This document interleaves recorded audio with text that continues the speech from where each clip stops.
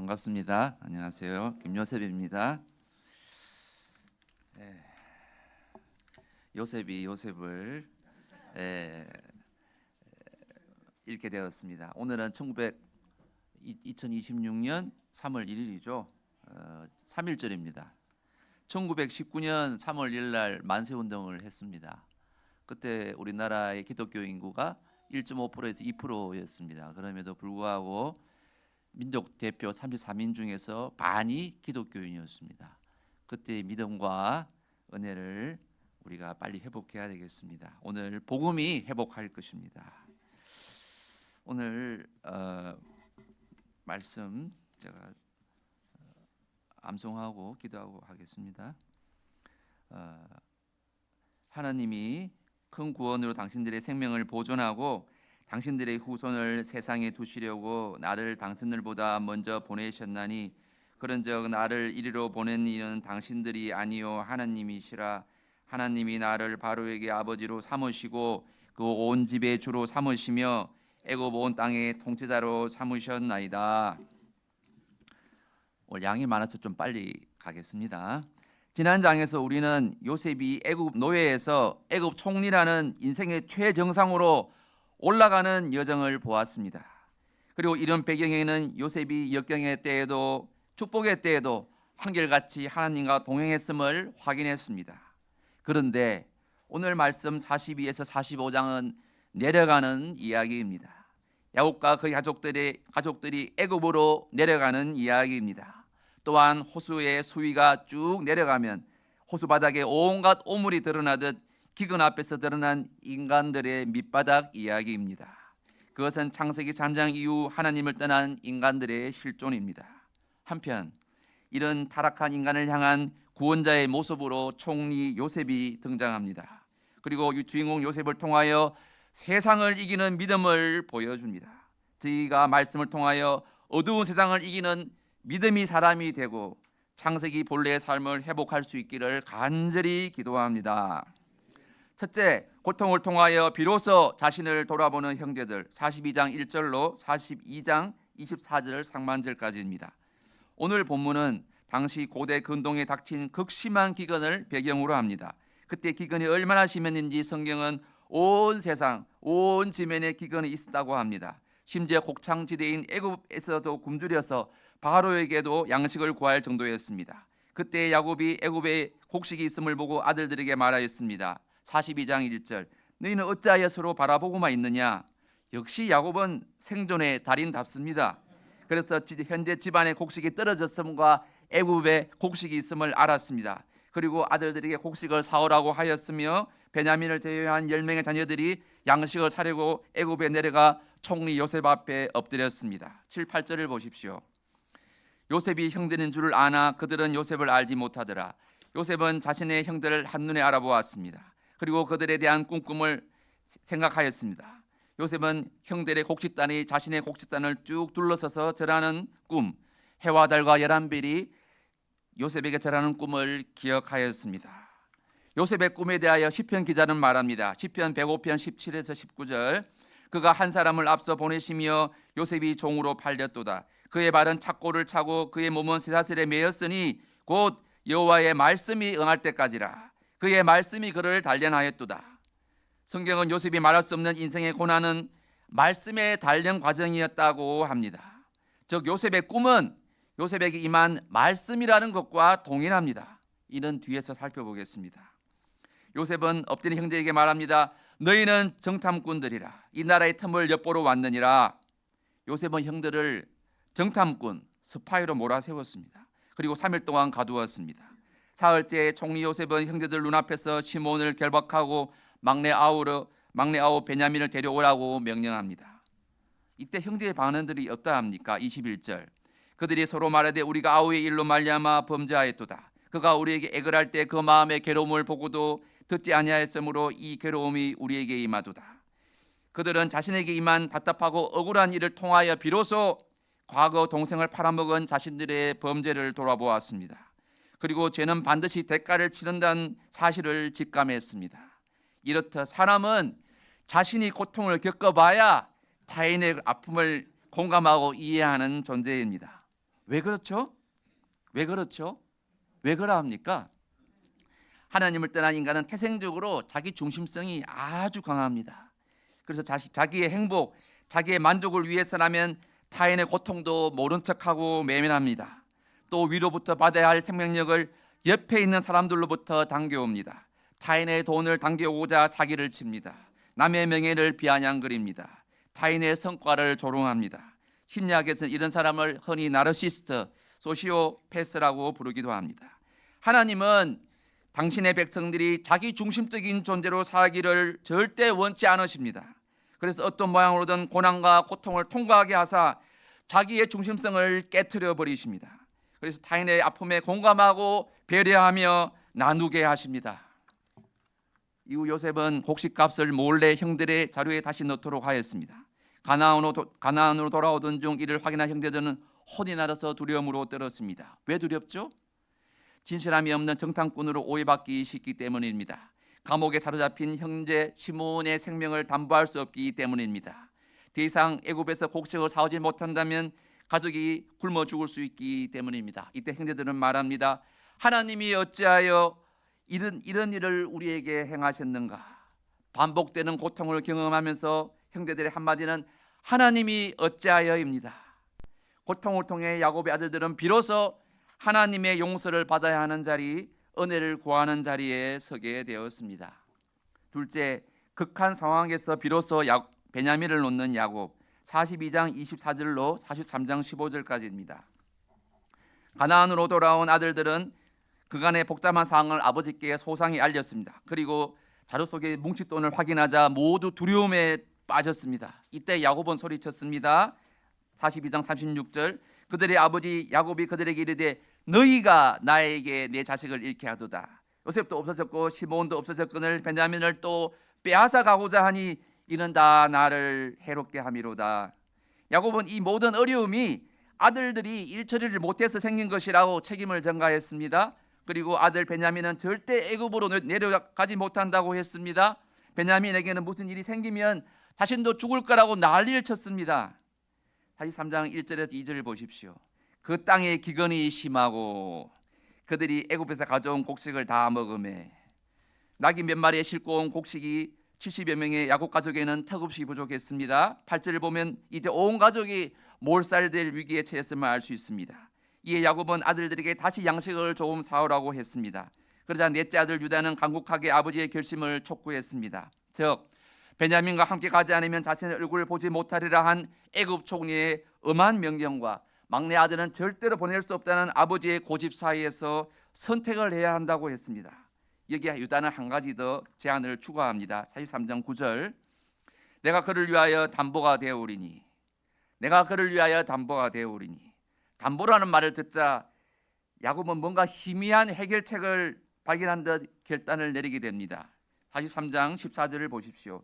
하나님께서 전능하신 하나님께서 그 사람 앞에서 내게 은혜를 베푸사 그 사람으로 너희 다른 형제와 베냐민을 돌려보내게 하시기를 원하노라. 내가 자식을 잃게 되면 이르리로다.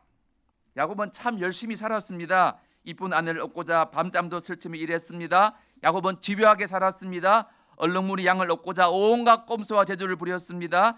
하나님의 축복을 얻고자 자식 천사의 발을 밤새 놓지 않았습니다. 이제 그런 야곱이 절뚝발이로서 건강을 잃었습니다. 기나 강간 사건으로 인심을 잃었습니다. 이제 기근으로 부와 재물도 다 말라버렸습니다. 상거지가 되었습니다. 이런 그가 마지막으로 간직한 보물이 바로 베냐민이었습니다. 그런데 이제 이것마저 빼앗길 위험에 처했습니다. 내가 자식을 잃으면 이르리로다. 하나님께서 은혜 베푸시기를 원하노라. 급기야 야곱은 하나님의 은혜만을 구했습니다. 이것은 야곱의 절박한 선택이면서 동시에 위대한 신앙 고백입니다. 또한 야곱을 신앙의 최정상으로 몰아붙이는 하나님의 열심인 것입니다. 야곱처럼 하나님을 떠난 인간은 하나님 외에 참으로 많은 것을 붙들고 삽니다. 돈과 지위, 사람들의 인정과 칭찬, 자신의 분신으로서의 자식, 단란한 가정, 부모의 재력, 건강한 체력 등 하나님 말고도 의지하는 것이 참 많습니다. 그러나 하나님의 백성들은 기근이라는 절박한 상황을 통하여 하나님 외에 의지하는 것을 하나씩 내려놓게 하십니다. 급기야 마지막 하나도 빼앗아 가십니다. 그때 사람들은 하나님을 향해 아우성칩니다. 하나님, 도와주지는 못할 망정 방해나 하지 마세요. 하지만 성경은 말합니다. 마지막 하나 놓으면 죽을 것 같은 상황에서 잡은 것을 놓고 하나님 붙잡으면 산다고 하십니다. 그리고 하나님 한 분을 선택하였을 때 내가 이제야 나를 경외하는 줄 아노라 하십니다. 또한 놓았던 그것도 다시 돌려주십니다. 셋째 담보물이 된 유다, 43장 16절로 44장까지입니다. 야곱 가족들이 애굽 이주 사건에서 성경이 주목하는 인물이 있는데 바로 유다입니다. 성경의 많은 분량을 할애하여 그를 소개하고 있습니다. 먼저 유다는 베냐민 한 사람과 가족 전체를 저울질하던 아버지께 결단을 촉구했습니다. 그리고 또 다른 제안도 합니다. 43장 9절, 내가 그를 위하여 담보가 되어오리니 아버지께서 내 손에서 그를 찾으소서. 내가 만일 그를 아버지께 데려다가 아버지께 앞에 두지 아니하면 내가 영원히 죄를 지리이다. 이렇게 유다는 선택을 못해 갈팡질팡하던 아버지에게 자신이 베냐민의 생명을 대신할 담보물이 되겠다고 합니다.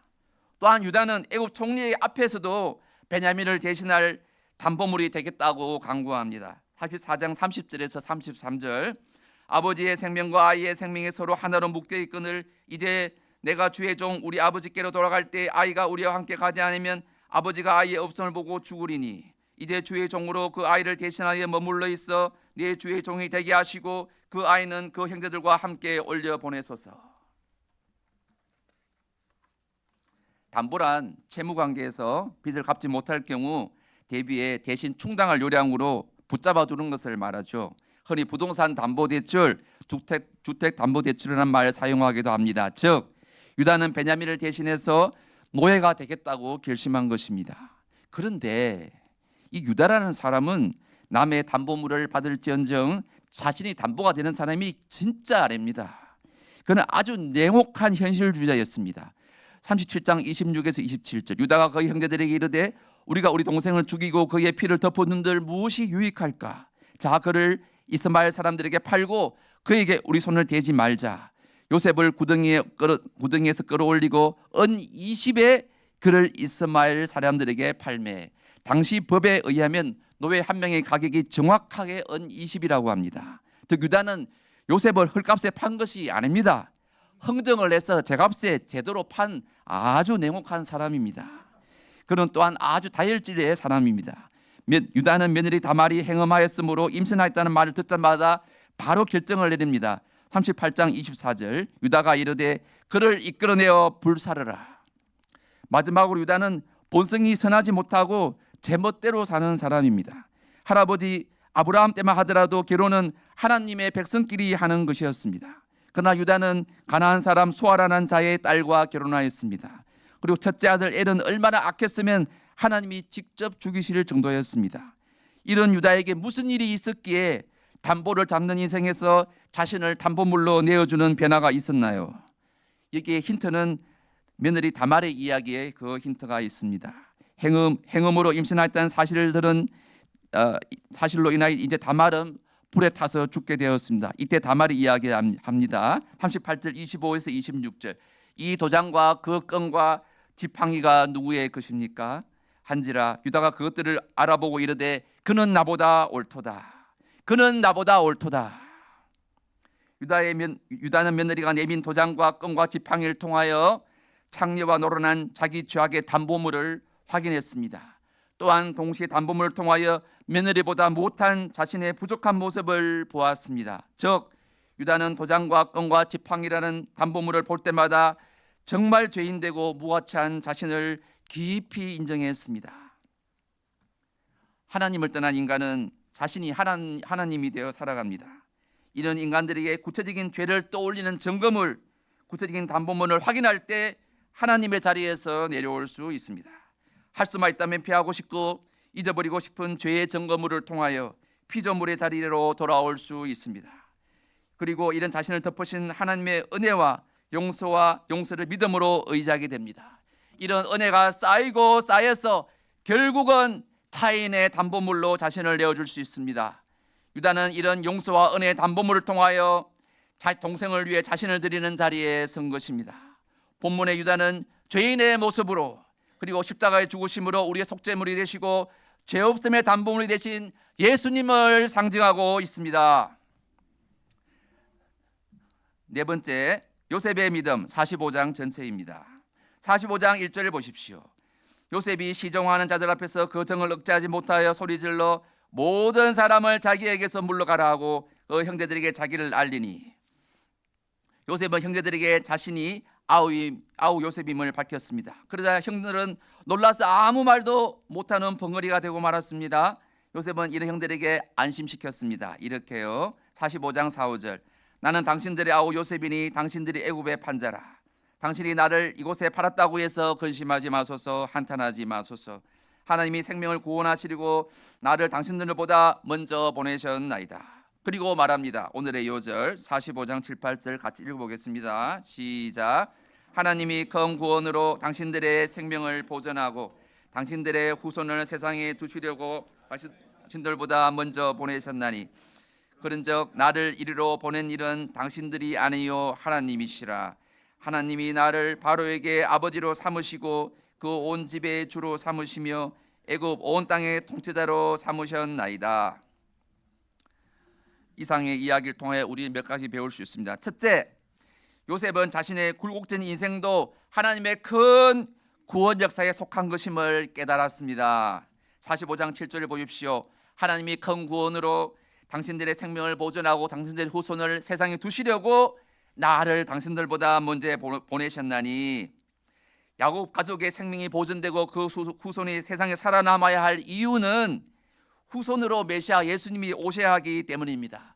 예수님이 오셔서 뱀의 머리를 박살내셔야 하기 때문입니다. 그래서 야곱과 그 가족은 반드시 보존되어야 합니다. 그러면 요셉은 이를 어떻게 알았을까요? 어떻게 알았을까요? 요셉은 아버지 야곱이 받은 축복을 기억했습니다. 창세기 27장 28, 29절.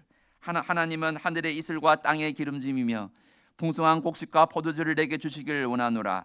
만민이 너를 섬기고 열국이 내게 굴복하리니 내가 형제들의 주가 되고 내 어머니의 아들들이 내게 굴복하며 너를 저주하는 자는 저주를 받고 너를 축복하는 자는 복을 받기 원하노라. 조부 이삭과 정조부 아브라함에게 주신 약속도 기억났습니다. 실제로 요셉이 애굽 노예로 팔렸을 때도 이삭은 살아 있었습니다.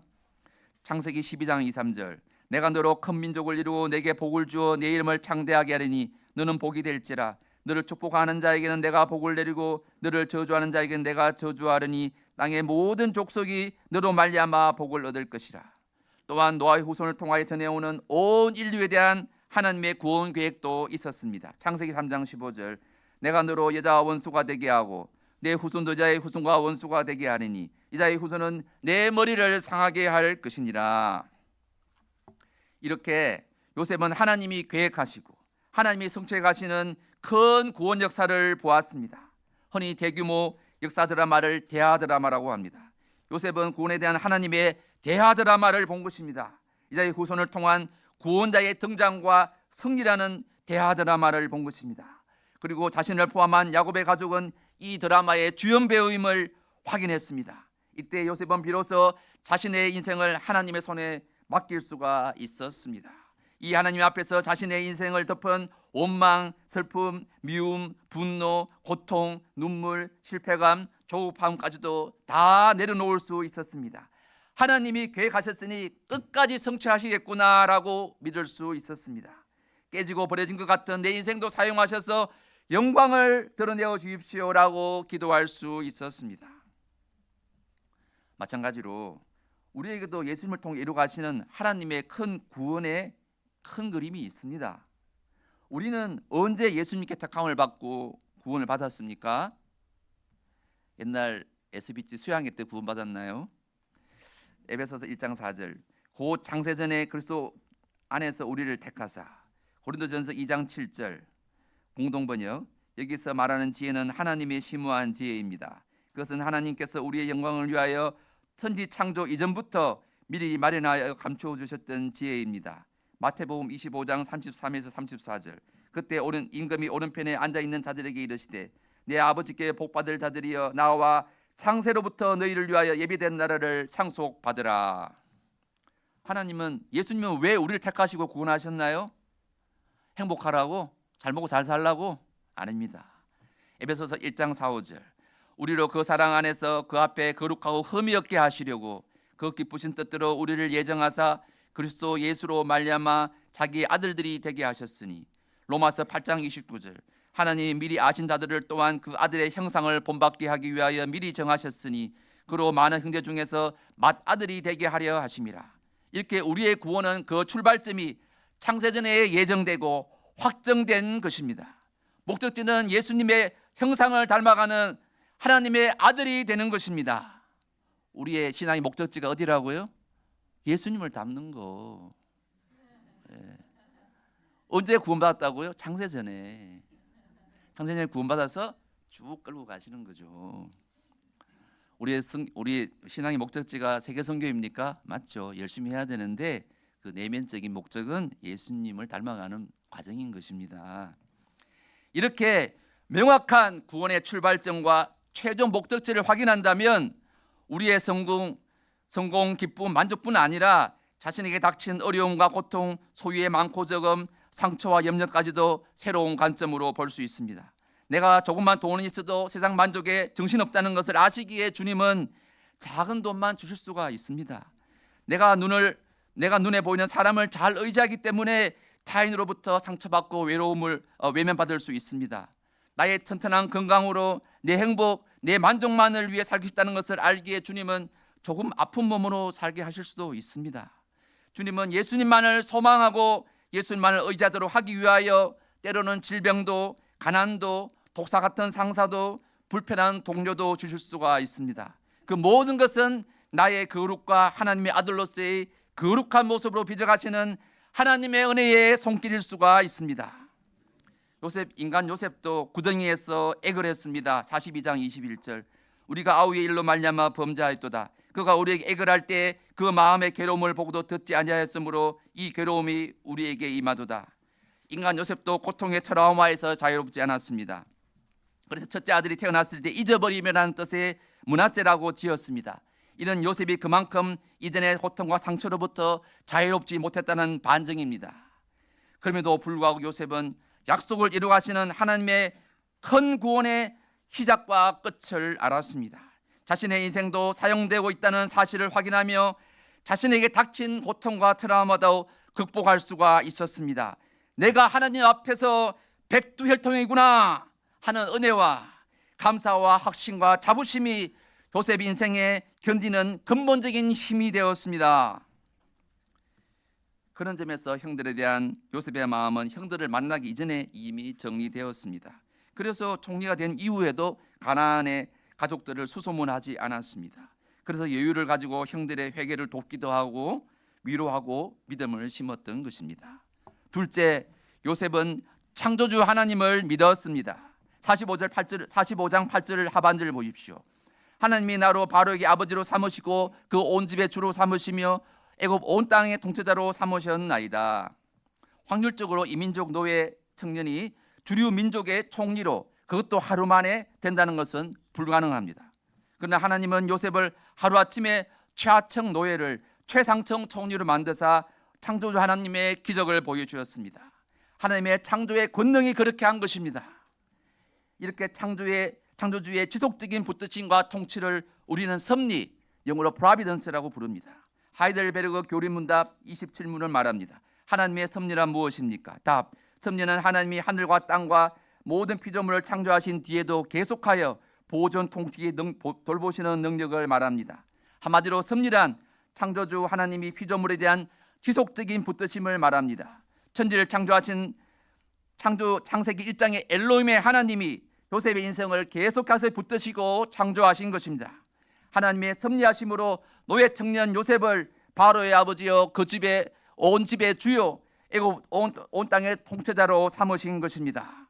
그래서 이 요셉이 하나님 섭리에 대한 가장 좋은 예시로 등장합니다.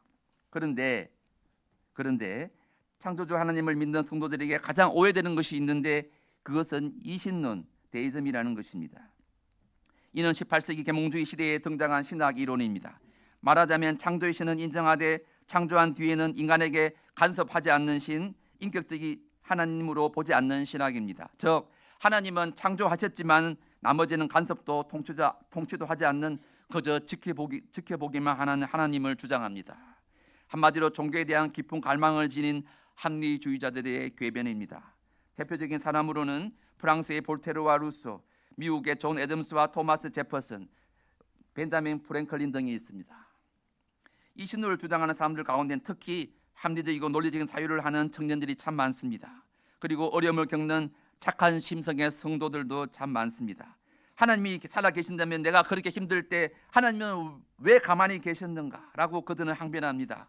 심지어 신선한 성도, 신앙생활을 30년, 40년씩 한 성도들에게조차도 이런 반응을 확인할 때가 참 많습니다.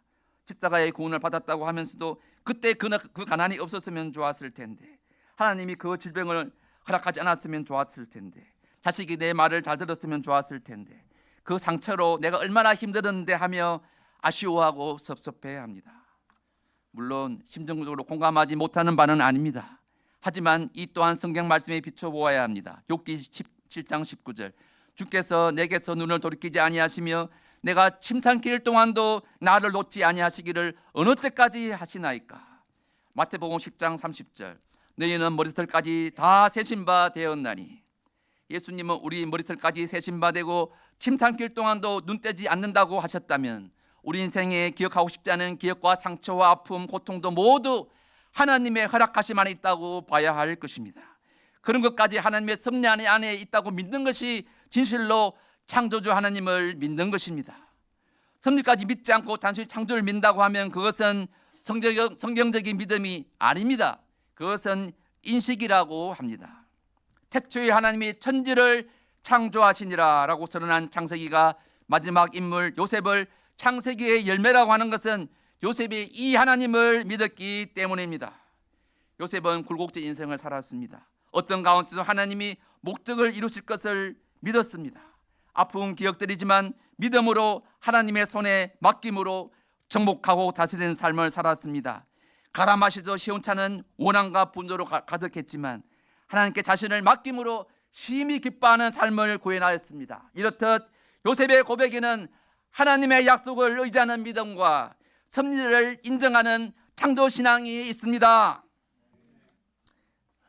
저도 지난 인생을 잠깐 돌아보면 참 굴곡이 심했습니다. 그때마다 엄청나게 영혼의 몸살을 앓았습니다. 정말이지 무덤까지 갔다가 왔다는 것이 정확한 표현인 것 같습니다.